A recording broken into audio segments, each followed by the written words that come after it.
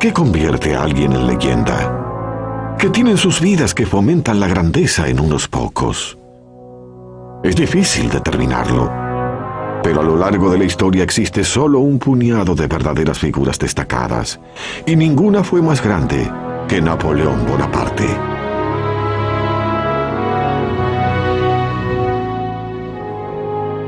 Esta es la tumba del más famoso gobernante del mundo, uno de los hombres más interesantes e indescifrables, y uno de mis personajes favoritos.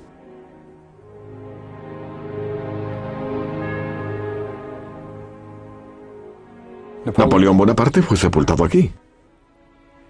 Se escribieron más libros sobre Napoleón que sobre ningún otro hombre en la historia, pero no se logra tanta fama siendo solo un gran general. Él era un genio. Se interesaba en todo: artes, literatura, matemática. ¿Conoce nuestro sistema para numerar las casas, los números impares de un lado, los pares del otro? Fue idea de Napoleón. Y a pesar de su fama, existe un año misterioso en su vida que prácticamente nadie conoce. Cuando un joven general se convirtió en Napoleón el Grande, fue un año que cambió al mundo.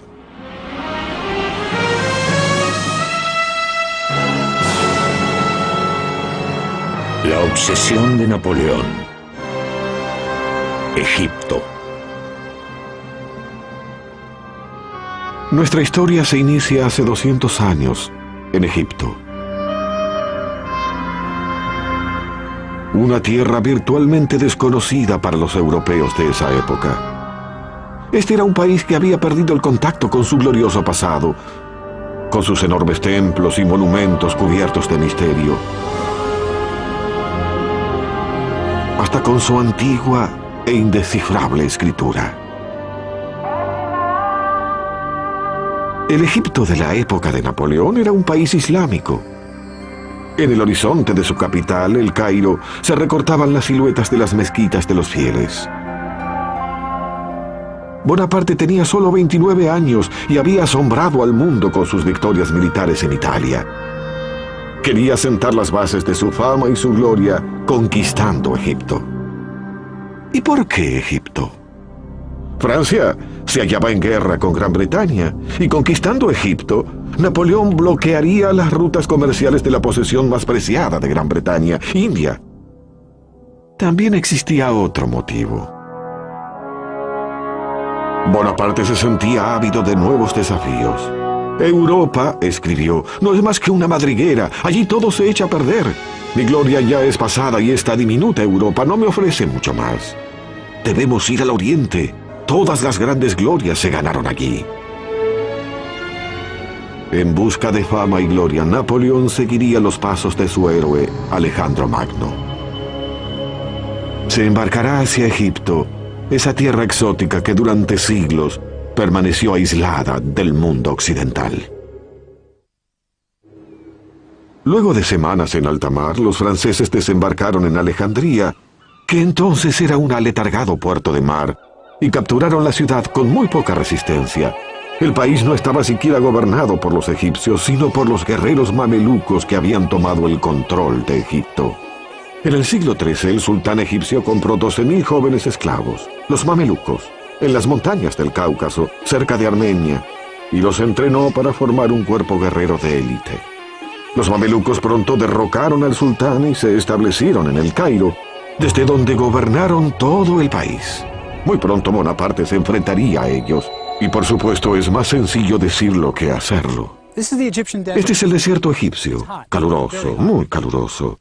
Alcanza los 54 grados centígrados en verano. A los turistas se les aconseja llevar sombrero, ropa liviana, beber 1 litro de agua por hora. Bonaparte llegó en julio. Sus hombres llevaban uniformes muy abrigados y ninguna botella de agua. ¿Por qué? Porque Bonaparte era una contradicción viviente. Tenía el control sobre el más insignificante detalle de su campaña. Era un gran estratega, pero cuando quería algo, era a toda costa. El Cairo era lo que él quería y se hallaba a 200 kilómetros.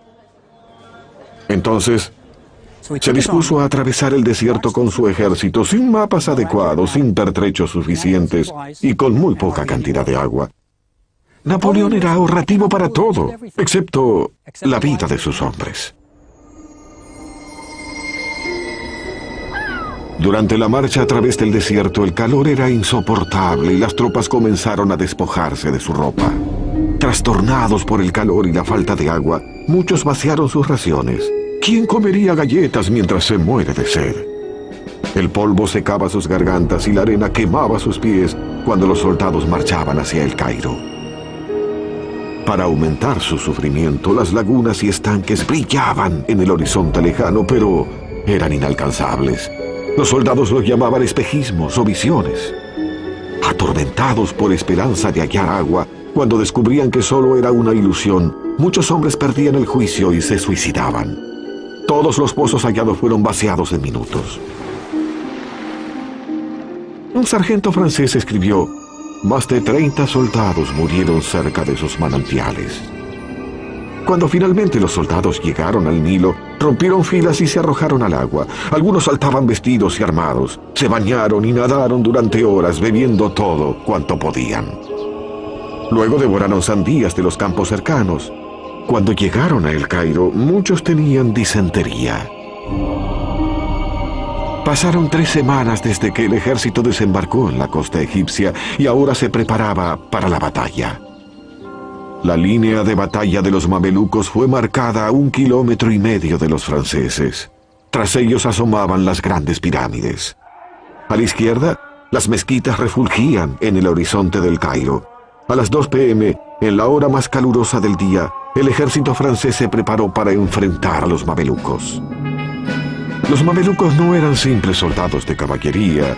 Constituían un orgulloso cuerpo de élite y no le temían a la muerte. Según sus creencias, quien muriese en batalla iría directamente al paraíso. Sus tumbas eran grandes y elaboradas. Bonaparte ordenó que sus divisiones adoptaran la conocida formación rectangular. Los rifles del lado de afuera, la reserva y la caballería por dentro, y la artillería en los vértices. La batalla de las pirámides fue distinta de cualquier otra. Por primera vez en la historia, un ejército profesional europeo enfrentaría un cuerpo de élite oriental. Podría haberse publicitado como Oriente versus Occidente. Los mamelucos se hallaban cómodos y seguros. Sus vestiduras eran exóticas. Armados con dagas, rifles, hachas de combate y pistolas, los mamelucos constituían un espectáculo formidable. Napoleón siempre supo inspirar a sus hombres. Señalando las pirámides, exclamó: «Soldados, 40 siglos nos contemplan». La caballería de los mamelucos cargó contra las filas francesas. Las disciplinadas tropas francesas esperaron que los mamelucos estuvieran sobre ellos para embestir con una devastadora potencia de fuego. El ataque fue repetido nuevamente con el mismo resultado. Los cadáveres de los mamelucos regaron el campo de batalla. Del vencedor será el botín, y los franceses estaban dispuestos a tomar su parte. A los mamelucos caídos en la batalla, los despojaron de sus joyas, oro, plata, las armas más valiosas. Esta era la recompensa a tanto sufrimiento. El panorama era alentador. Bonaparte había conquistado Egipto. Había capturado el Cairo y sus oficiales se apresuraron a instalarse en los palacios que los mamelucos habían abandonado en su retirada. Heredaron incluso sus harenes. En cierto sentido, el Cairo, 200 años atrás, conformaba 2 ciudades en una. Estaba el Cairo de las masas, con sus bulliciosos bazares que ofrecían productos exóticos de todas clases, desde incienso y mirra a gorros de moro. Los artesanos realizaban cestos, alfombras y vasijas. Los soldados franceses se movían fascinados por estas ferias y ofrecían los botones de sus uniformes a cambio de mercancías orientales. Además de exóticas y maravillosas piezas de bazar, existía un mercado de esclavos extranjeros donde por el salario de un mes se compraba a una joven esclava. Y estaba también el Cairo glorioso de los mamelucos, cuyos misteriosos palacios rebosaban de salones ocultos. Allí las mujeres del harén, enclaustradas, miraban entre las rendijas cómo los hombres conversaban y comían. Los mamelucos vivían rodeados de lujo entre pisos de mosaico y escalinatas de mármol, alabastro y granito. Había un baño en cada piso y ventanas del más fino cristal. Bonaparte ocupó la casa de uno de los mamelucos que había huido del Cairo. Pero no todo era palacios y lujos. Napoleón tuvo que reconocer que a los egipcios ricos y pobres los unía una cosa: la ferviente devoción hacia su religión, el Islam. Bonaparte entonces, que era un hombre práctico, anunció: «No soy cristiano, y mi ejército y yo queremos ser musulmanes». Parece una locura. Es como si el presidente de Estados Unidos hubiera llegado a El Cairo y anunciara que él y toda su comitiva iban a convertirse al Islam. Es increíble. No obstante, debemos recordar que Napoleón había presenciado la Revolución Francesa. Su pensamiento es liberal y dice cosas que no diría ningún otro general del planeta. Esa conversión, sin embargo, planteaba un pequeño problema. Los musulmanes no beben alcohol y todos los varones son circuncidados. Dos perspectivas que poco entusiasmarían a un soldado francés. Cuando el ejército se estableció en El Cairo, Bonaparte se sintió complacido. Había vencido a los mamelucos y era el amo de Egipto. Pero se desató una tragedia. Napoleón había vencido a los mamelucos y había tomado posesión de Egipto, pero su suerte iba a cambiar. En esta bahía de Abukir, en la costa mediterránea de Egipto, Napoleón se enfrentó al desastre. Es que no estaba solo. La flota británica, comandada por el más grande almirante de Inglaterra, Horatio Nelson, había estado buscando a su enemigo francés. Y en Abukir, finalmente arrinconó a su presa. El almirante francés quería trasladar sus buques de guerra a un muelle más seguro, pero Napoleón insistió en permanecer en aguas egipcias. Esa decisión sería muy costosa, porque la bahía de Abukir es la pesadilla de un almirante. Una bahía desprotegida, de aguas poco profundas, que en la actualidad solo es usada por pescadores que no soñarían con amarrar por una noche y mucho menos anclar durante un mes. El almirante francés Bruy ancló su flota lo más cerca de la costa que le permitió su osadía y apuntó con todos sus cañones en dirección al mar, por si Nelson los hallaba, que fue exactamente lo que ocurrió.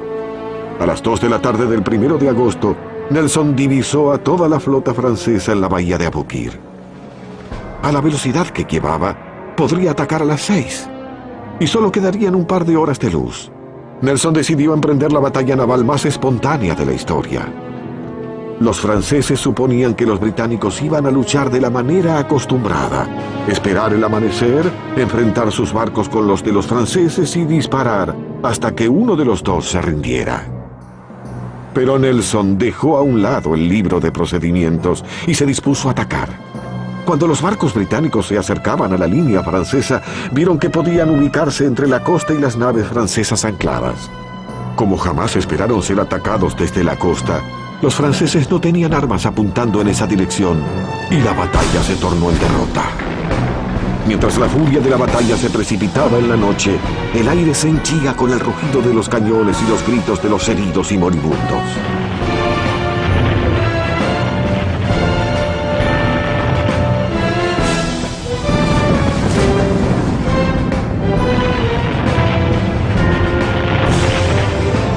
L'Orient, la embarcación más grande del mundo con 120 cañones, estaba por sucumbir. Se incendiaba y, como la habían pintado recientemente, era muy inflamable. Cuando el fuego llegó al depósito de pólvora, el barco explotó con un rugido que pudo oírse a 80 kilómetros. Sin dudas, fue el ruido más ensordecedor que habían oído. Conmocionados, los hombres de ambos bandos dejaron de combatir durante 10 minutos. Cuando la batalla terminó, Nelson declaró: «Victoria no es un nombre que pueda describir una escena semejante. Fue la batalla más categórica de la historia naval, el Pearl Harbor de Napoleón». Nelson era un hombre de la marina y no tenía intenciones de combatir en tierra. Destruyó a los buques de guerra de Bonaparte y sería difícil para los franceses recibir pertrechos y refuerzos desde Francia. Secamente comentó: «Su ejército fue dañado y no se recuperará». Y partió dejando a los franceses varados en Egipto. Imaginemos la situación de Napoleón. Su flota fue destruida. Está varado. No puede recibir pertrechos ni tropas desde Francia. Es un desastre militar. ¿Qué hará?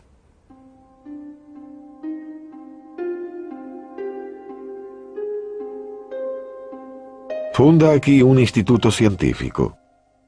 No era un soldado común. Era un general con un ánimo increíble y una gran capacidad intelectual. El Instituto de Napoleón estaba compuesto por científicos, académicos y artistas a quienes había llevado con él para estudiar todos los aspectos de Egipto. Uno de mis favoritos era Vivant Denon, el artista que ayudó a Bonaparte a llevar el arte italiano a Francia durante la campaña de Italia. A los 55 años, Denon era uno de los miembros de más edad en la campaña de Egipto, pero se conformaba bosquejando los templos mientras las balas zumbaban sobre su cabeza.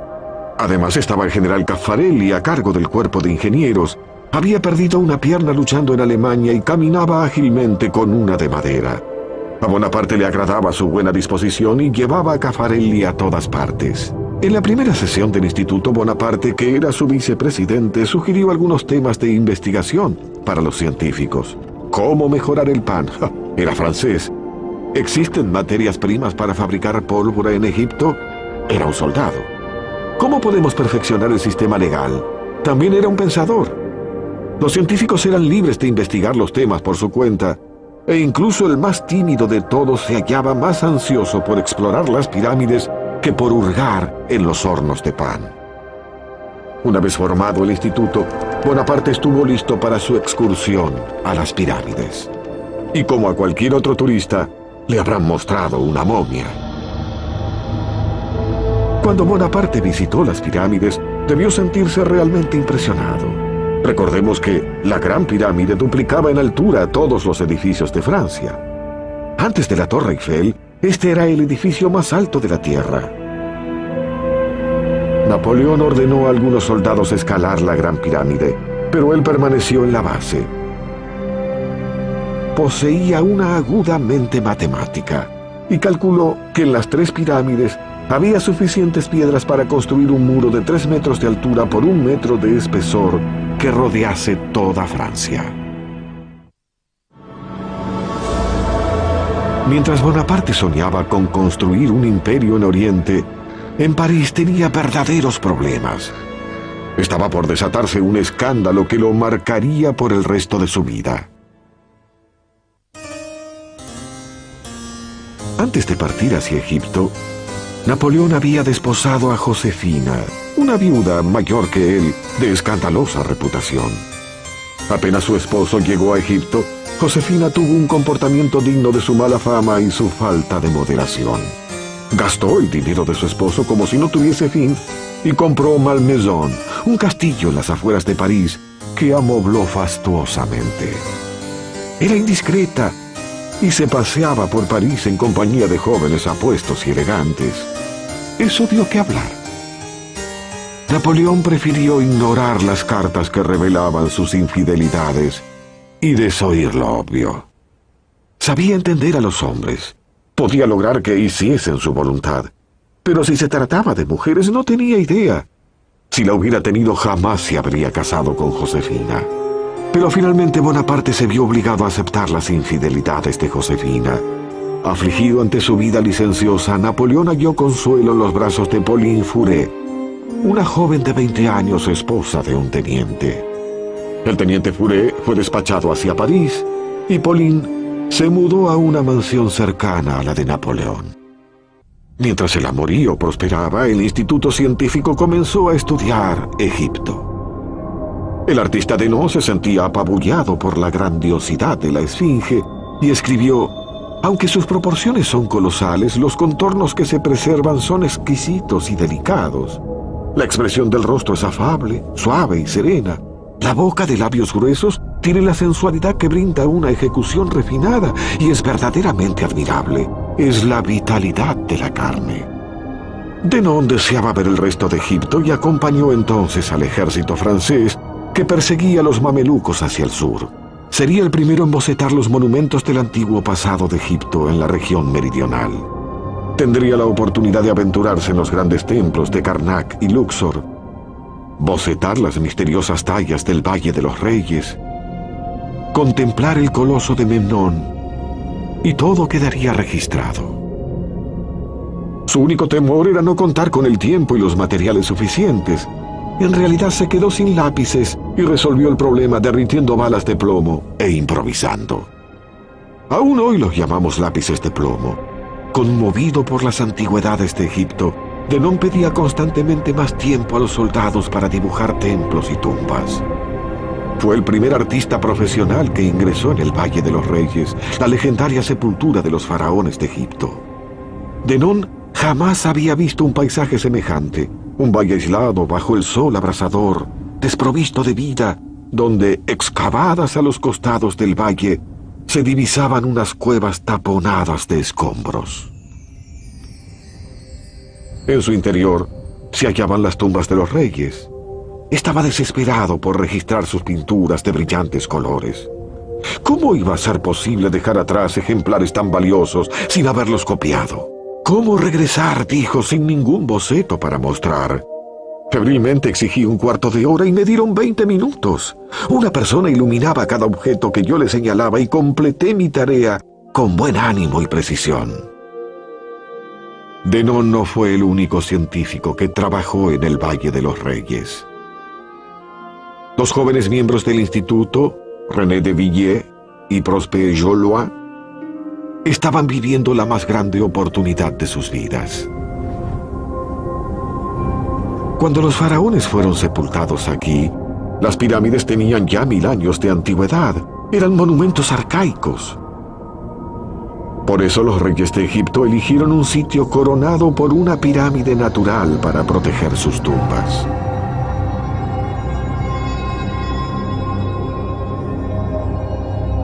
Los dos jóvenes ingenieros, con la mejor voluntad y ansiosos de aventuras, descendieron del Valle de los Reyes para llegar a un segundo valle donde no había tumbas conocidas, y descubrieron una.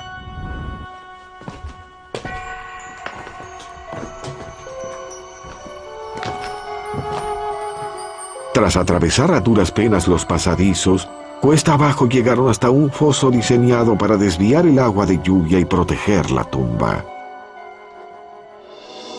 Se toparon entonces con el dueño de la tumba, pero no tenían idea de quién era. Pasarían 20 años más para que alguien descifrase los jeroglíficos y leyera los nombres. Nuestros jóvenes amigos habían descubierto la tumba de Amenhotep III, uno de los más grandes reyes de Egipto. Era el rey que construyó algunos de los mayores monumentos de Egipto. Tampoco sabían que Amenhotep había reinado 38 años, tiempo suficiente para construir una enorme tumba. Y exploraron los salones entre altísimas columnas, misteriosas recámaras laterales con sus muros plenos de conjuros mágicos. Finalmente, en la recámara funeraria, hallaron el sarcófago roto. Pero Amenhotep no estaba allí. Los saqueadores de tumbas de la antigüedad lo habían descubierto miles de años antes. Tras los jóvenes científicos, se sucederían 2 siglos de académicos. Descubrirían increíbles tesoros en el Valle de los Reyes, momias de los faraones, el oro de Tutankamón. Pero Napoleón jamás vería el valle. Una revuelta se había desatado en el Cairo y él estaba luchando por su vida.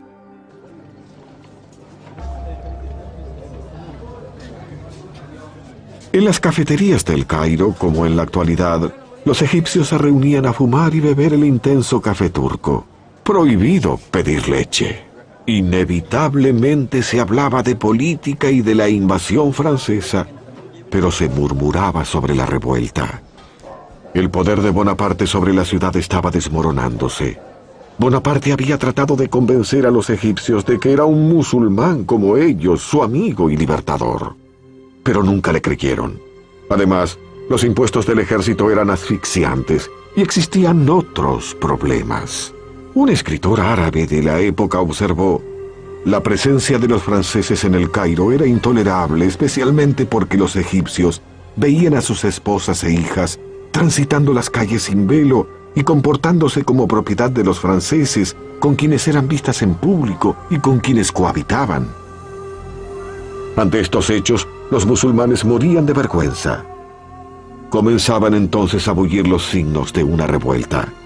De sus púlpitos, los líderes religiosos del Cairo predicaban contra los franceses infieles, y el 21 de octubre se desató el infierno.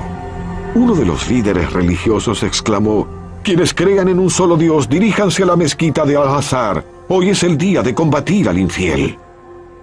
A las 6 de la mañana, los fieles musulmanes recorrían las calles del Cairo con varas y mosquetes. Pronto, pequeños grupos de soldados franceses fueron atacados y el general Dupé, comandante del Cairo, fue asesinado. Bonaparte, encolerizado, ordenó que los cañones del Alcázar apuntaran hacia la mezquita de Al-Azhar y todo lo que hubiese cerca. El asalto duró 12 horas. Un relato árabe dice: este bombardeo fue tan terrible que la gente corría por las calles buscando refugio en los huecos.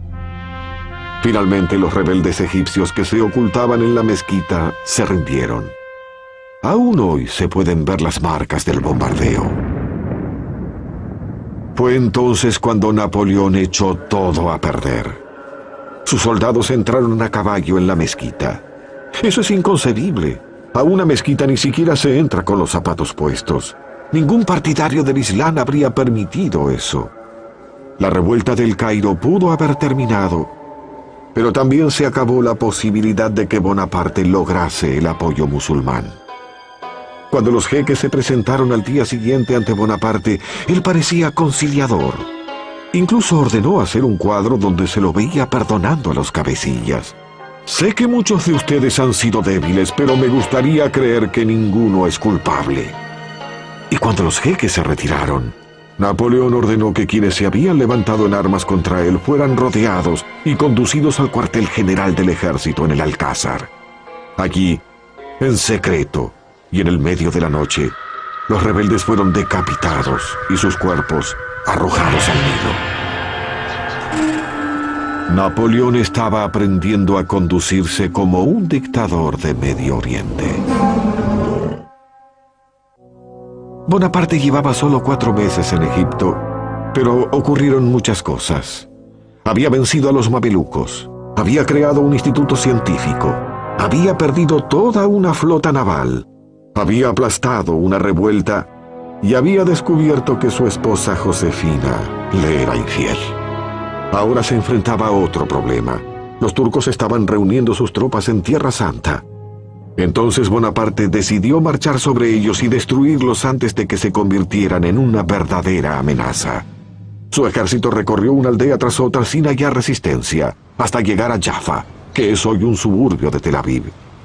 Dentro de la ciudad amurallada, 3.000 soldados turcos resistían junto a los ciudadanos. Bonaparte bombardeó la ciudad con todo lo que tenía. Envió emisarios para disponer las condiciones de la rendición, pero los turcos los mataron y exhibieron sus cabezas en las murallas. Cuando las tropas francesas finalmente tomaron la ciudad, enloqueció. Bonaparte anotó en su diario: la furia de los soldados estaba en su punto máximo. Todo el mundo fue pasado por las armas. Una vez saqueada, la ciudad experimentó todos los horrores de una ciudad tomada por asalto. La masacre fue terrible. Los soldados se convirtieron en bestias que hundían sus bayonetas en ancianos y bebés, dejaban a las jóvenes refugiadas en los brazos de sus madres muertas, mientras en el aire flotaban las súplicas de los caídos. Pero fue solo el principio. Esta playa no siempre fue escenario de recreación familiar. Cuando Napoleón estuvo aquí, se rindieron 3.000 soldados turcos porque Bonaparte les había asegurado que serían tratados como prisioneros de guerra. Cuando Napoleón vio a sus oficiales regresar con varios miles de prisioneros, se preguntó: ¿qué haré con todos ellos? Para trasladarlos a El Cairo se necesitarían demasiados soldados. Continuar la campaña con ellos sería muy engorroso. Alimentarlos, imposible. Liberarlos, impensable. Algo terrible ocurrió aquí 200 años atrás. Napoleón ordenó matar a los 3.000 prisioneros turcos. Fueron conducidos a esta playa y los franceses abrieron fuego. Pronto el mar enrojeció por la sangre.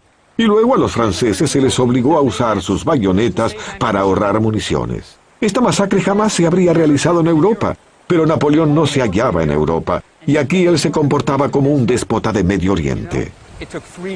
Se necesitaron 3 días para matar a todos los prisioneros turcos, y los turcos que habían escapado a nado hasta las rocas más distantes fueron perseguidos y pasados por bayonetas para ahorrar balas. Bonaparte necesitaría todas las municiones posibles. Sus problemas apenas comenzaban. Cuando Napoleón entró en Tierra Santa, la peste no dejaba de avanzar y decenas de sus hombres morían por día. Para aliviar el sufrimiento de sus tropas, Napoleón abrió un hospital en Jaffa que pronto desbordaría de víctimas. Todo el mundo se hallaba aterrado por la peste. Durante siglos la enfermedad había diezmado países enteros. Parecía brotar de la nada y nadie conocía su causa. Lo que la gente sí sabía es que se trataba de una muerte horrible que comenzaba con fiebre y enormes pústulas que cubrían todo el cuerpo. A medida que la fiebre avanzaba, la lengua de las víctimas se hinchaba y la sed se tornaba insoportable. La peste mataba decenas de hombres por día, y peor aún que la pérdida de hombres, la moral del ejército de Napoleón comenzaba a derrumbarse. Los soldados se resistían a velar por sus camaradas enfermos, y Bonaparte tenía que impedir una ola de pánico. Entonces declara que el miedo es la causa de la peste, y el coraje la cura. No es un consejo médico muy convincente, pero él dará el ejemplo. Entonces él viene aquí a este hospital para enfermos de peste. Habla con los pacientes, y luego él, que es un experto en gestos gloriosos, dejará a todos sin aliento. A sus pies yacía un cadáver horrendo. Un soldado con su uniforme totalmente manchado por pústulas rotas. ¿Qué hace él? Se arrodilla aquí, alza al muerto, lo traslada a un sitio más digno y lo apoya con cuidado. Pueden decir lo que quieran sobre Bonaparte. Lo cierto es que él nunca tenía miedo, por eso sus soldados hacían todo por él. Más adelante hizo inmortalizar este acontecimiento en un cuadro donde el soldado estaba vivo y el hospital parecía mucho más imponente de lo que era. Mejor, en función de la leyenda. Por horrible que fuera, la peste no fue el enemigo más encarnizado de Bonaparte, sino alguien que se hallaba cerca. Cuando el ejército de Napoleón llegó a la ciudad de Acre, se enfrentó a uno de los tiranos más crueles de Tierra Santa, Cesar Pasha. Cesar era el carnicero porque a muchos de sus servidores les faltaba una oreja o un ojo como castigo por algún error. La fortaleza de Cesar, que defendía la ciudad de Acre, poseía una ubicación casi perfecta. Solo uno de los lados lindaba con tierra firme. Era un dato crucial para la batalla que iba a producirse. Existen 2 tácticas básicas si el enemigo se halla protegido dentro de una fortaleza. A. Acampar frente al fuerte y dejar que muera de hambre. B. Tomar la fortaleza por asalto. Y Bonaparte no podía esperar que pasaran hambre allí. La flota inglesa había entregado suficientes provisiones a Cesar Pasha desde el mar.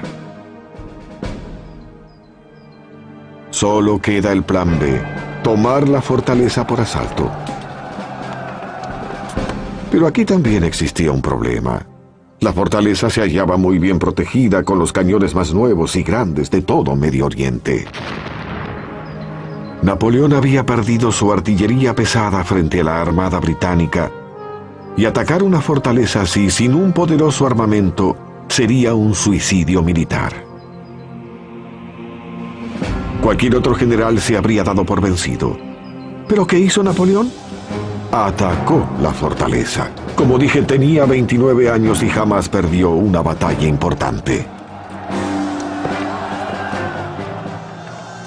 Pero el asalto sería terriblemente difícil. Los británicos habían ubicado sus cañones en una isla pequeña frente a la costa para proteger la zona más vulnerable, las puertas principales de la ciudad. Caffarelli El hombre de una sola pierna concluyó que debían atacar la zona más alejada de las armas británicas. Y eligió atacar la torre desde uno de los ángulos. Una vez dentro de ella, los franceses podrían asaltar la fortaleza, pero para llegar allí tenían que atravesar uno de los fosos. Caffarelli se dedicó a supervisar la operación. Los franceses acamparon a medio kilómetro del foso. Un ingeniero fue enviado a realizar un reconocimiento, pero un francotirador lo mató, y entonces Bonaparte no contaba con ningún dato sobre su profundidad y tipo de construcción. Solo divisaban una leve pendiente desde la parte superior hasta el suelo. Cuando los hombres finalmente se lanzaron al ataque, descubrieron que la pendiente del foso terminaba abruptamente en un muro vertical de 6 metros. Desesperados, los franceses intentaron armar escaleras para atravesar el foso, pero era imposible. Los hombres del Yesar disparaban sobre ellos, y el foso se convirtió en una trampa mortal. Sitiar al enemigo era algo que Napoleón detestaba, porque las tropas se veían obligadas a atacar sobre una zona pequeña. Prefería las batallas donde las tropas podían realizar movimientos abiertos, donde se ponía en juego su genialidad como estratega. Y ahora Bonaparte se estaba quedando sin municiones. Entonces mandó distribuir un bando especial, alentando a sus hombres a hurgar en el campo de batalla y recuperar las balas de cañón. A cada hombre se le pagaba según el tamaño de la bola de cañón que lograba recuperar. Algunos soldados emprendedores construyeron una fortificación falsa en la playa y esperaron que Yesar o los británicos disparasen las detonaciones más grandes, porque era más fácil desenterrar las balas de cañón de la arena y les pagaban el doble por su tamaño mayor. Los soldados darían buen uso a ese dinero extra porque no se les pagaba desde hacía meses. A pesar de los esfuerzos de Bonaparte, Acre no cayó y se difundió la noticia de que más tropas turcas se preparaban para invadir Egipto. Napoleón tuvo que levantar su tienda y retirarse furtivamente en medio de la noche. Había experimentado su primera gran derrota en batalla. Pero eso no se vislumbraba en el mensaje que envió a El Cairo. «He arrasado el palacio de Yesar y las murallas de Acre», decía, «y he bombardeado la ciudad de tal manera que ni una roca quedó en su lugar». Eso es controlar la situación. En la actualidad la fortaleza está en pie en las costas de Israel.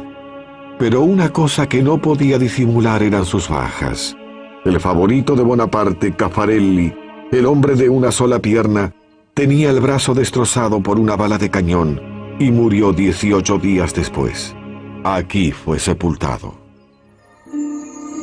Mientras el ejército regresaba a El Cairo, Bonaparte se veía frente a difíciles decisiones. Muchos de sus hombres, demasiado débiles para seguir adelante, debieron ser abandonados en el camino. Los que podían soportar el viaje iban montados en caballos y camellos. Pero también se necesitaban animales para transportar cañones de campaña. Y Napoleón no tenía suficientes. Al llegar a Tantura, 22 cañones fueron arrojados al mar para liberar más caballos y camellos que pudieran transportar a los heridos. El cirujano Larrey creó el camello ambulancia. Bonaparte caminaba. Cuando los hombres llegaron a Jaffa, donde Bonaparte había masacrado a los soldados turcos, quedaban aún más decisiones por tomar. Los soldados que se hallaban en el hospital para enfermos de peste estaban muy enfermos para partir, y los turcos se aproximaban. Hoy el pintoresco monasterio armenio que una vez albergó tantos padecimientos es irreconocible. Pero aquí, de pie, uno puede imaginar los gritos desesperados de hombres que aguardaban la muerte. Y en estos recintos se desarrolló una tragedia moral 200 años atrás. Bonaparte ordenó que los pacientes franceses víctimas de la peste fuesen envenenados para evitar que los hombres del Yesar los torturasen. El veneno fue administrado por el farmacéutico en jefe del ejército, quien deliberadamente administró dosis pequeñas a los pacientes, y algunos vivieron para contar la historia. Bonaparte insistió en que el veneno fuera dejado junto a la cama de los pacientes para que ellos pudieran ingerirlo voluntariamente. Cuando Napoleón finalmente se aproximó a El Cairo, ordenó detener las tropas. Tenía un plan. Los heridos fueron trasladados a las aldeas de las afueras. Los sanos formaron según su rango. Las banderas capturadas fueron desplegadas al frente. La banda comenzó a tocar y el ejército entró en el Cairo de manera triunfante a través de Bab el Nasser, el portón de la victoria. No solo ingresó a través del portón de la victoria, sino que cambió los nombres de sus torres por los de sus compatriotas. Las inscripciones aún están a la vista. Bonaparte era un héroe, al menos esa fue su versión. En el fondo de su corazón, él sabía que la campaña de Egipto se había perdido, aunque estaba lejos de haber terminado. Napoleón comprendió que su campaña a Egipto estaba perdida. Su derrota en Acre era terminante y estaba perdiendo cientos de hombres cada día en manos de la peste, y no había formas de recibir refuerzos. Pero, si la gloria no se hallaba en Egipto, tal vez lo aguardaba en Europa. Convocó a su segundo, el general Kléber, a la fortaleza de Rosetta, pero era una cita que Bonaparte no tenía intenciones de cumplir. Mientras Kléber se dirigía hacia la fortaleza, Napoleón se hallaba a kilómetros de distancia en la costa de Alejandría, embarcándose. Iba a abandonar Egipto para siempre. No le avisó a Pauline, su amante. No le avisó a su ejército. No le avisó incluso a su segundo, el general Kléber.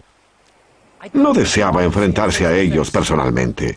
En su lugar, dejó un paquete con esta carta. Es muy reveladora de su carácter. Vean esto. Cuenta aquí que ciertos acontecimientos europeos lo obligan a regresar a Francia. Y aquí abajo dice: lamento dejar a mis soldados por quienes siento gran apego, pero solo será por un tiempo. Mucha suerte. Pobre Kléber. Queda a cargo de un ejército diezmado por la peste, sin esperanzas de refuerzos. Y lo peor, Bonaparte le pide que siga recaudando impuestos y logrando victorias militares. Bonaparte se salió con la suya nuevamente. Da un vuelco positivo a su propio desastre militar. Y ese vuelco funcionó. Cuando Bonaparte regresó a París, no lo hizo como un general vencido que había abandonado a un ejército diezmado. Regresó como un héroe. Inmediatamente acuñó monedas que lo mostraban como el libertador de Egipto. Conmemoró victorias que jamás tuvieron lugar. En una medalla aparecía entrando en Egipto como un emperador romano en una carroza tirada por 2 camellos. Eso es ser insolente. Había perdido la mitad de su ejército, pero todos le creían. En pocas semanas toda Francia se hallaba a sus pies. Sus sueños de gloria cambiaron la vida de muchos. El general que había dejado a su cargo, Kléber, fue asesinado en el Cairo menos de un año después. El ejército continuaba siendo diezmado por la peste y finalmente se rindió ante los británicos en 1801. Muchos se consideraban afortunados de haber escapado con vida. Los científicos continuaron clasificando objetos antiguos, aves y plantas hasta el día de la rendición. Cuando supieron que sus dibujos y colecciones iban a ser confiscados, dijeron que preferían dirigirse a Inglaterra con sus especímenes que regresar a Francia sin ellos. Los británicos amablemente les devolvieron todo, es decir, casi todo. Algunos académicos dedicaron su tiempo a copiar inscripciones jeroglíficas, esperando que su trabajo permitiera descifrar el idioma antiguo. Y tuvieron su oportunidad. Mientras los soldados apuntalaban los cimientos de la fortaleza de Rosetta, se toparon con unos bloques antiguos con inscripciones jeroglíficas. Entre ellos, una gran piedra llevaba las mismas inscripciones en egipcio y griego antiguos. Sabían que se trataba de algo importante. Los británicos no iban a permitir que los franceses se quedaran con la piedra de Rosetta y la llevaron a Inglaterra, donde aún hoy se la puede ver en el Museo Británico. 20 años después, el académico francés Champollion pudo descifrar la piedra de Rosetta y leer los jeroglíficos egipcios por primera vez en 2000 años. O sea que la interpretación del lenguaje jeroglífico fue resultado del afán de gloria de Napoleón. Era el comienzo de la egiptología moderna, quizás el más grande legado de Napoleón. Pero, ¿y Napoleón? Si recuerdan lo que aprendieron en la escuela, finalmente se hizo coronar emperador, pero su impaciencia y su falta de escrúpulos se impusieron otra vez. Como en la campaña egipcia, Bonaparte invadió Rusia sin estar preparado para las condiciones climáticas, y esta vez se trataba de un gélido invierno. Perdió más de 250.000 hombres. Fue en Egipto donde Napoleón probó por vez primera el sabor del poder absoluto. A la sombra de las pirámides comprendió que podía alentar a sus hombres a hacer hazañas sobrehumanas. Fue en Egipto donde un joven general llamado Bonaparte se convirtió en Napoleón el Grande. Tras su derrota final en Waterloo, Napoleón murió en el exilio, pero siempre deseó ser sepultado en Francia. 20 años después, finalmente su deseo se cumplió. Cuando el cuerpo regresó a París era pleno invierno. La temperatura bajaba de cero. El cuerpo recorría las calles en un coche fúnebre con forma de templo de color púrpura y dorado. Los viejos soldados veteranos de Waterloo, Rusia y la campaña egipcia formaban fila en las calles con sus uniformes raídos para saludar por última vez a su emperador. Fueron distribuidas 36.000 invitaciones oficiales para el funeral, pero tan grande era su leyenda que se recibieron más de 250.000 pedidos. A pesar de sus defectos, Napoleón Bonaparte fue un gran hombre, un visionario que no tuvo límites, y sus hombres se enorgullecían de haber sido parte de su visión. Y aquí yace su epitafio: que en paz descanse bajo esta cúpula, es el yelmo en la cabeza de un gigante.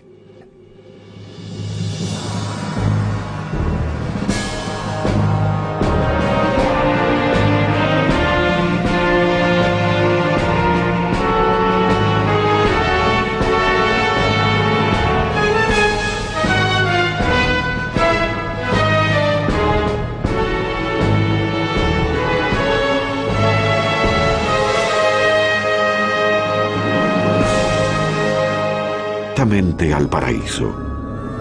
Sus tumbas eran grandes y elaboradas. Bonaparte ordenó que sus divisiones adoptaran la conocida formación rectangular. Los rifles del lado de afuera, la reserva y la caballería por dentro, y la artillería en los vértices. La batalla de las pirámides fue distinta de cualquier otra. Por primera vez en la historia, un ejército profesional europeo enfrentaría un cuerpo de élite oriental. Podría haberse publicitado como Oriente versus Occidente. Los mamelucos se hallaban cómodos y seguros. Sus vestiduras eran exóticas. Armados con dagas, rifles, hachas de combate y pistolas, los mamelucos constituían un espectáculo formidable.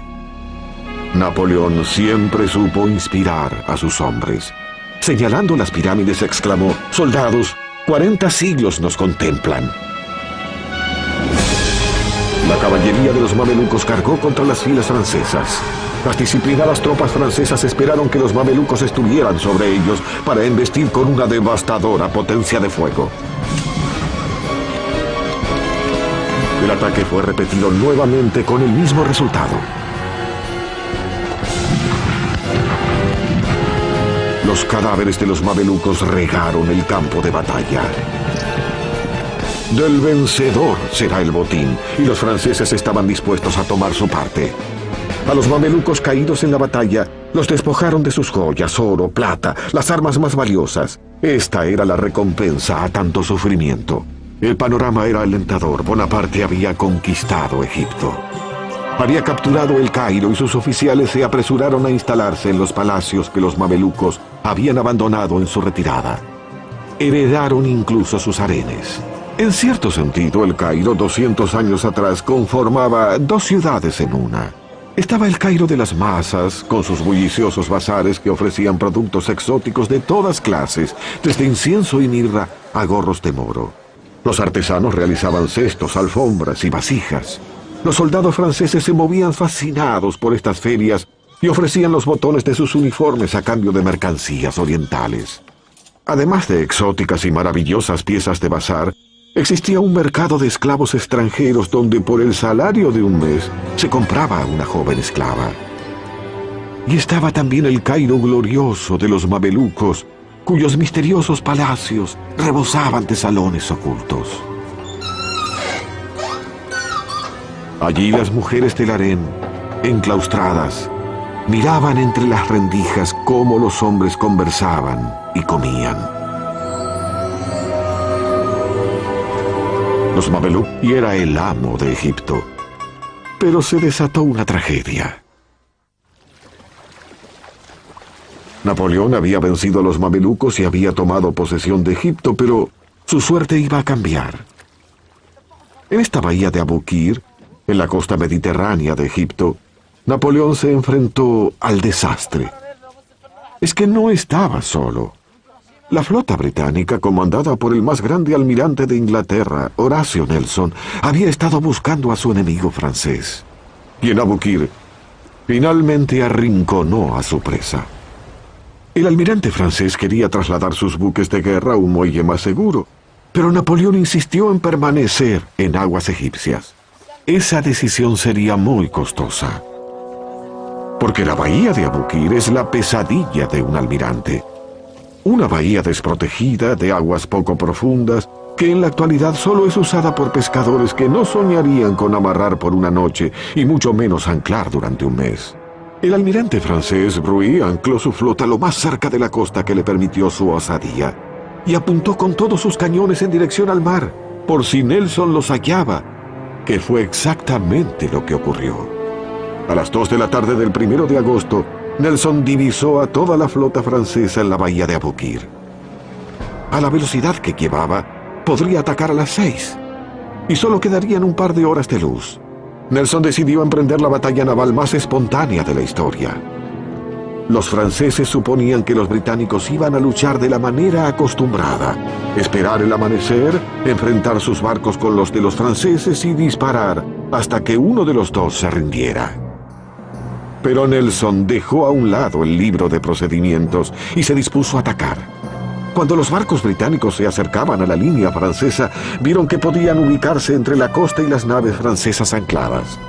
Como jamás esperaron ser atacados desde la costa, los franceses no tenían armas apuntando en esa dirección y la batalla se tornó en derrota.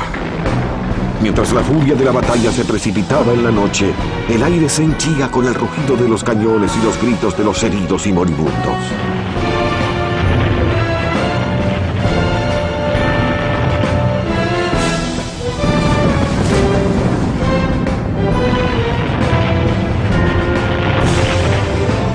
L'Orient, la embarcación más grande del mundo con 120 cañones, estaba por sucumbir. Se incendiaba y, como la habían pintado recientemente, era muy inflamable. Cuando el fuego llegó al depósito de pólvora, el barco explotó con un rugido que pudo oírse a 80 kilómetros. Sin dudas, fue el ruido más ensordecedor que habían oído. Conmocionados, los hombres de ambos bandos dejaron de combatir durante... Caffarelli, el hombre de una sola pierna, concluyó que debían atacar la zona más alejada de las armas británicas. Y eligió atacar la torre desde uno de los ángulos. Una vez dentro de ella, los franceses podrían asaltar la fortaleza, pero para llegar allí tenían que atravesar uno de los fosos. Caffarelli se dedicó a supervisar la operación. Los franceses acamparon a medio kilómetro del foso. Un ingeniero fue enviado a realizar un reconocimiento, pero un francotirador lo mató, y entonces Bonaparte no contaba con ningún dato sobre su profundidad y tipo de construcción. Solo divisaban una leve pendiente desde la parte superior hasta el suelo. Cuando los hombres finalmente se lanzaron al ataque, descubrieron que la pendiente del foso terminaba abruptamente en un muro vertical de 6 metros. Desesperados, los franceses intentaron armar escaleras para atravesar el foso, pero era imposible. Los hombres de Jessart disparaban sobre ellos, y el foso se convirtió en una trampa mortal. Sitiar al enemigo era algo que Napoleón detestaba, porque las tropas se veían obligadas a atacar sobre una zona pequeña. Prefería las batallas donde las tropas podían realizar movimientos abiertos, donde se ponía en juego su genialidad como estratega. Y ahora Bonaparte se estaba quedando sin municiones. Entonces mandó distribuir un bando especial, alentando a sus hombres a hurgar en el campo de batalla y recuperar las balas de cañón. A cada hombre se le pagaba según el tamaño de la bola de cañón que lograba recuperar. Algunos soldados emprendedores construyeron una fortificación falsa en la playa y esperaron que Jessart o los británicos disparasen las detonaciones más grandes, porque era más fácil desenterrar las balas de cañón de la arena, y les pagaban el doble por su tamaño mayor. Los soldados darían buen uso a ese dinero extra porque no se les pagaba desde hacía meses. A pesar de los esfuerzos de Bonaparte, Acre no cayó y se difundió la noticia de que más tropas turcas se preparaban para invadir Egipto. Napoleón tuvo que levantar su tienda y retirarse furtivamente en medio de la noche. Había experimentado su primera gran derrota en batalla. Pero eso no se vislumbraba en el mensaje que envió a El Cairo. «He arrasado el palacio de Yesar y las murallas de Acre», decía, «y he bombardeado la ciudad de tal manera que ni una roca quedó en su lugar». Eso es controlar la situación. En la actualidad la fortaleza está en pie, en las costas de Israel. Pero una cosa que no podía disimular eran sus bajas. El favorito de Bonaparte, Caffarelli, el hombre de una sola pierna, tenía el brazo destrozado por una bala de cañón y murió 18 días de espantas hasta el día de la rendición. Cuando supieron que sus dibujos y colecciones iban a ser confiscados, dijeron que preferían dirigirse a Inglaterra con sus especímenes que regresar a Francia sin ellos. Los británicos amablemente les devolvieron todo, es decir, casi todo. Algunos académicos dedicaron su tiempo a copiar inscripciones jeroglíficas, esperando que su trabajo permitiera descifrar el idioma antiguo. Y tuvieron su oportunidad. Mientras los soldados apuntalaban los cimientos de la fortaleza de Rosetta, se toparon con unos bloques antiguos con inscripciones jeroglíficas. Entre ellos, una gran piedra llevaba las mismas inscripciones en egipcio y griego antiguos. Sabían que se trataba de algo importante. Los británicos no iban a permitir que los franceses se quedaran con la piedra de Rosetta y la llevaron a Inglaterra, donde aún hoy se la puede ver en el Museo Británico. 20 años después, el académico francés Champollion pudo descifrar la piedra de Rosetta y leer los jeroglíficos egipcios por primera vez en 2000 años. O sea que la interpretación del lenguaje jeroglífico fue resultado del afán de gloria de Napoleón. Era el comienzo de la egiptología moderna, quizás el más grande legado de Napoleón. Pero, ¿y Napoleón? Si recuerdan lo que aprendieron en la escuela, finalmente se hizo coronar emperador, pero su impaciencia y su falta de escrúpulos se impusieron otra vez. Como en la campaña egipcia, Bonaparte invadió Rusia sin estar preparado para las condiciones climáticas, y esta vez se trataba de un gélido invierno. Perdió más de 250.000 hombres. Fue en Egipto donde Napoleón probó por vez primera el sabor del poder absoluto. A la sombra de las pirámides comprendió que podía alentar a sus hombres a hacer hazañas sobrehumanas.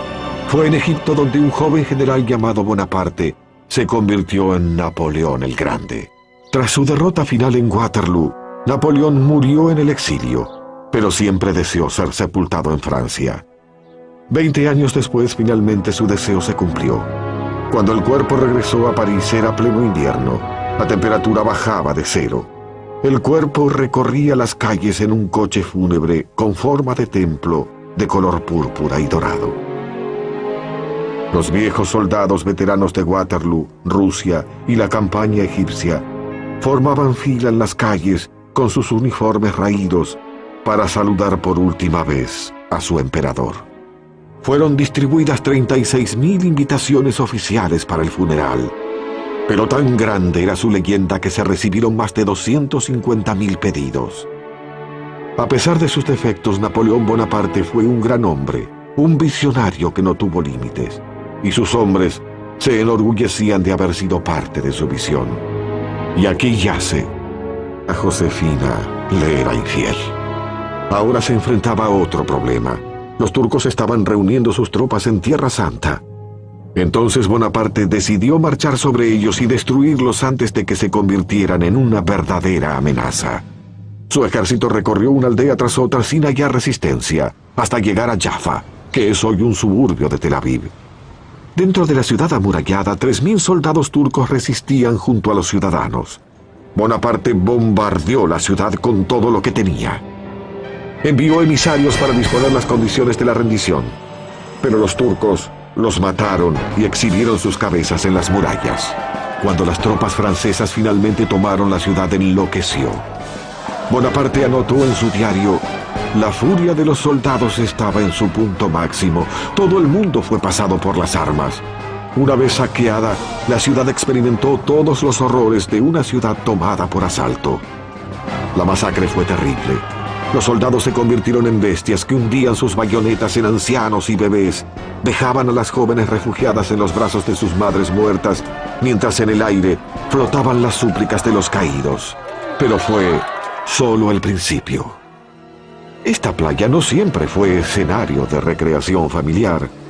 Cuando Napoleón estuvo aquí, se rindieron 3.000 soldados turcos porque Bonaparte les había asegurado que serían tratados como prisioneros de guerra. Cuando Napoleón vio a sus oficiales regresar con varios miles de prisioneros, se preguntó, ¿qué haré con todos ellos? Para trasladarlos a El Cairo se necesitarían demasiados soldados. Continuar la campaña con ellos sería muy engorroso. Alimentarlos, imposible. Liberarlos, impensable. Algo terrible ocurrió aquí 200 años atrás. Napoleón ordenó matar a los 3.000 prisioneros turcos. Fueron conducidos a esta playa y los franceses abrieron fuego. Pronto el mar enrojeció por la sangre, y luego a los franceses se les obligó a usar sus bayonetas para ahorrar municiones. Esta masacre jamás se habría realizado en Europa, pero Napoleón no se hallaba en Europa, y aquí él se comportaba como un déspota de Medio Oriente. Se necesitaron 3 días para matar a todos los prisioneros turcos, y los turcos que habían escapado a nado hasta las rocas más distantes fueron perseguidos y pasados por bayonetas para ahorrar balas. Bonaparte necesitaría todas las municiones posibles. Sus problemas apenas comenzaban. Cuando Napoleón entró en Tierra Santa, la peste no dejaba de avanzar y decenas de sus hombres morían por día. Para aliviar el sufrimiento de sus tropas, Napoleón abrió un hospital en Jaffa que pronto desbordaría de víctimas. Todo el mundo se hallaba aterrado por la peste. Durante siglos la enfermedad había diezmado otro motivo. Bonaparte se sentía ávido de nuevos desafíos. Europa, escribió, no es más que una madriguera. Allí todo se echa a perder. Mi gloria ya es pasada y esta diminuta Europa no me ofrece mucho más. Debemos ir al Oriente. Todas las grandes glorias se ganaron allí. En busca de fama y gloria, Napoleón seguiría los pasos de su héroe, Alejandro Magno. Se embarcará hacia Egipto, esa tierra exótica que durante siglos permaneció aislada del mundo occidental.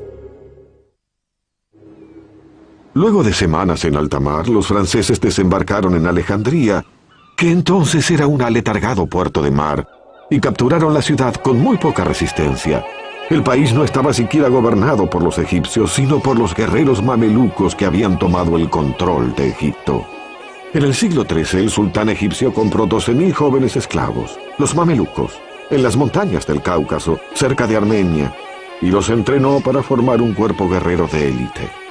Los mamelucos pronto derrocaron al sultán y se establecieron en El Cairo, desde donde gobernaron todo el país. Muy pronto Bonaparte se enfrentaría a ellos, y por supuesto es más sencillo decirlo que hacerlo. Este es el desierto egipcio, caluroso, muy caluroso. Alcanza los 54 grados centígrados en verano. A los turistas se les aconseja llevar sombrero, ropa liviana, beber 1 litro de agua por hora. Bonaparte llegó en julio. Sus hombres llevaban uniformes muy abrigados y ninguna botella de agua. ¿Por qué? Porque Bonaparte era una contradicción viviente. Tenía el control sobre el más insignificante detalle de su campaña. Era un gran estratega, pero cuando quería algo, era a toda costa. El Cairo era lo que él quería y se hallaba a 200 kilómetros. Entonces, se dispuso a atravesar el desierto con su ejército, sin mapas adecuados, sin pertrechos suficientes y con muy poca cantidad de agua. Napoleón era ahorrativo para todo, excepto la vida de sus hombres. Durante la marcha a través del desierto, el calor era insoportable y las tropas comenzaron a despojarse de su ropa. Trastornados por el calor y la falta de agua, muchos vaciaron sus raciones. ¿Quién comería galletas mientras se muere de sed? El polvo secaba sus gargantas y la arena quemaba sus pies cuando los soldados marchaban hacia El Cairo. Para aumentar su sufrimiento, las lagunas y estanques brillaban en el horizonte lejano, pero eran inalcanzables. Los soldados los llamaban espejismos o visiones. A Atormentados por esperanza de hallar agua, cuando descubrían que solo era una ilusión, muchos hombres perdían el juicio y se suicidaban. Y la caballería por dentro, y la artillería en los vértices. La batalla de las pirámides fue distinta de cualquier otra. Por primera vez en la historia, un ejército profesional europeo enfrentaría un cuerpo de élite oriental. Podría haberse publicitado como Oriente versus Occidente. Los mamelucos se hallaban cómodos y seguros. Sus vestiduras eran exóticas. Armados con dagas, rifles, hachas de combate y pistolas, los mamelucos constituían un espectáculo formidable. Napoleón siempre supo inspirar a sus hombres. Señalando las pirámides, exclamó: «Soldados, 40 siglos nos contemplan». La caballería de los mamelucos cargó contra las filas francesas. Las disciplinadas tropas francesas esperaron que los mamelucos estuvieran sobre ellos para embestir con una devastadora potencia de fuego. El ataque fue repetido nuevamente con el mismo resultado. Los cadáveres de los mamelucos regaron el campo de batalla. Del vencedor será el botín, y los franceses estaban dispuestos a tomar su parte. A los mamelucos caídos en la batalla, los despojaron de sus joyas, oro, plata, las armas más valiosas. Esta era la recompensa a tanto sufrimiento. El panorama era alentador. Bonaparte había conquistado Egipto. Había capturado el Cairo y sus oficiales se apresuraron a instalarse en los palacios que los mamelucos habían abandonado en su retirada. Heredaron incluso sus harenes.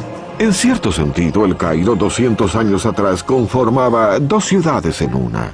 Estaba el Cairo de las masas, con sus bulliciosos bazares que ofrecían productos exóticos de todas clases, desde incienso y mirra a gorros de moro.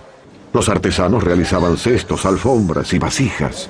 Los soldados franceses se movían fascinados por estas ferias y ofrecían los botones de sus uniformes a cambio de mercancías orientales. Además de exóticas y maravillosas piezas de bazar, existía un mercado de esclavos extranjeros donde por el salario de un mes se compraba a una joven esclava. Y estaba también el Cairo glorioso de los mamelucos, cuyos misteriosos palacios rebosaban de salones ocultos. Allí las mujeres del harén, enclaustradas, miraban entre las rendijas cómo los hombres conversaban y comían.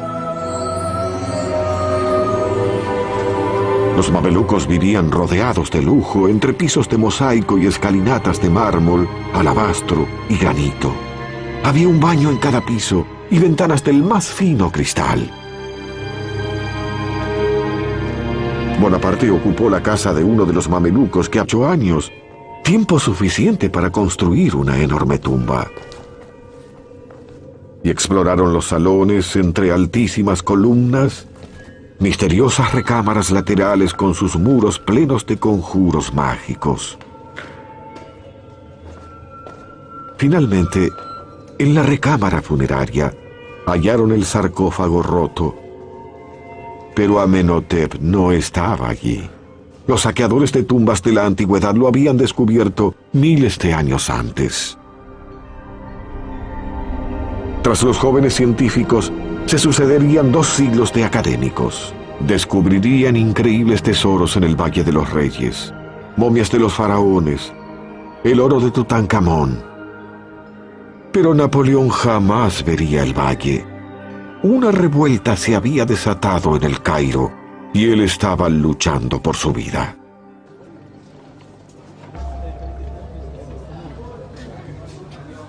En las cafeterías del Cairo, como en la actualidad, los egipcios se reunían a fumar y beber el intenso café turco. Prohibido pedir leche. Inevitablemente se hablaba de política y de la invasión francesa, pero se murmuraba sobre la revuelta. El poder de Bonaparte sobre la ciudad estaba desmoronándose. Bonaparte había tratado de convencer a los egipcios de que era un musulmán como ellos, su amigo y libertador. Pero nunca le creyeron. Además, los impuestos del ejército eran asfixiantes y existían otros problemas. Un escritor árabe de la época observó: la presencia de los franceses en el Cairo era intolerable, especialmente porque los egipcios veían a sus esposas e hijas transitando las calles sin velo y comportándose como propiedad de los franceses, con quienes eran vistas en público y con quienes cohabitaban. Ante estos hechos, los musulmanes morían de vergüenza. Comenzaban entonces a bullir los signos de una revuelta. De sus púlpitos, los líderes religiosos del Cairo predicaban contra los franceses infieles, y el 21 de octubre se desató el infierno. Uno de los líderes religiosos exclamó: «Quienes crean en un solo Dios, diríjanse a la mezquita de Al-Azhar. Hoy es el día de combatir al infiel». A las 6 de la mañana, los fieles musulmanes recorrían las calles del Cairo con varas y mosquetes. Pronto, pequeños grupos de soldados franceses fueron atacados y el general Dupé, comandante del Cairo, fue asesinado. Bonaparte, encolerizado, ordenó que los cañones del Alcázar apuntaran hacia la mezquita de Al-Azhar y todo lo que hubiese cerca. El asalto duró 12 horas. Un relato árabe dice: este bombardeo fue perdido su artillería pesada frente a la armada británica, y atacar una fortaleza así sin un poderoso armamento sería un suicidio militar. Cualquier otro general se habría dado por vencido. ¿Pero qué hizo Napoleón? Atacó la fortaleza. Como dije, tenía 29 años y jamás perdió una batalla importante. Pero el asalto sería terriblemente difícil. Los británicos habían ubicado sus cañones en una isla pequeña frente a la costa para proteger la zona más vulnerable, las puertas principales de la ciudad.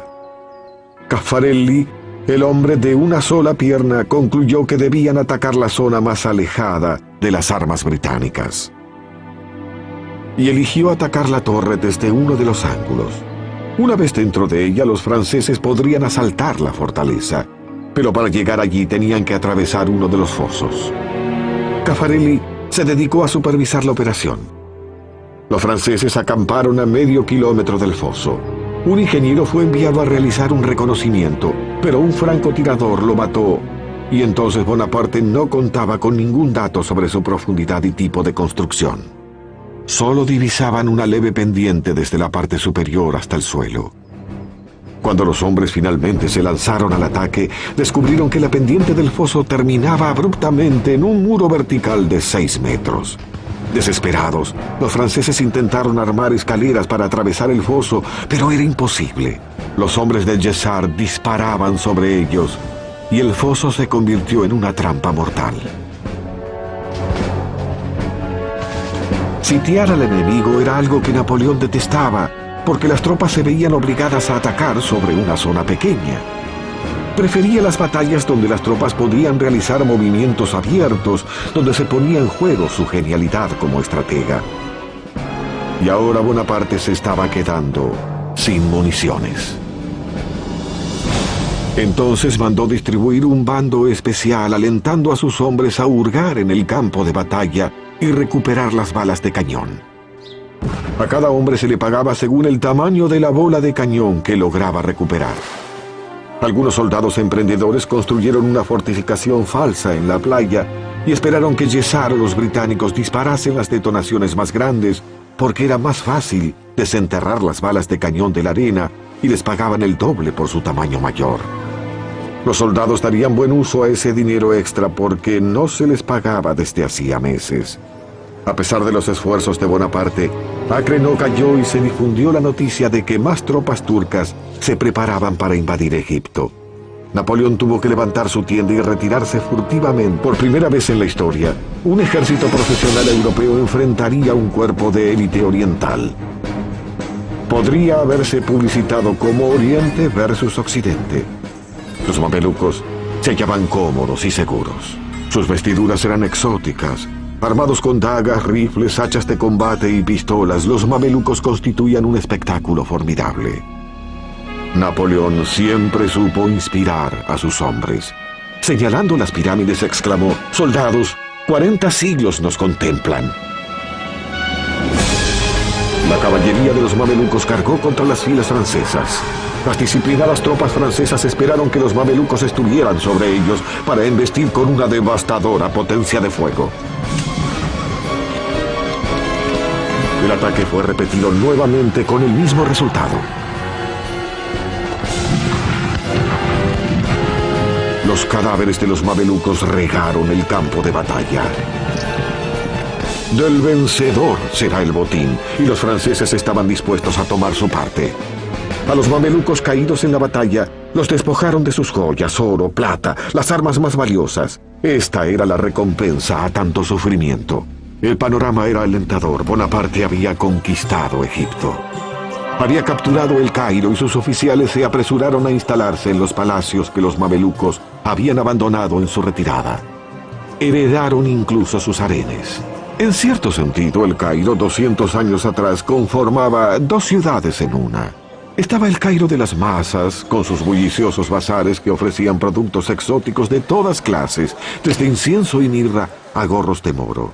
Los artesanos realizaban cestos, alfombras y vasijas.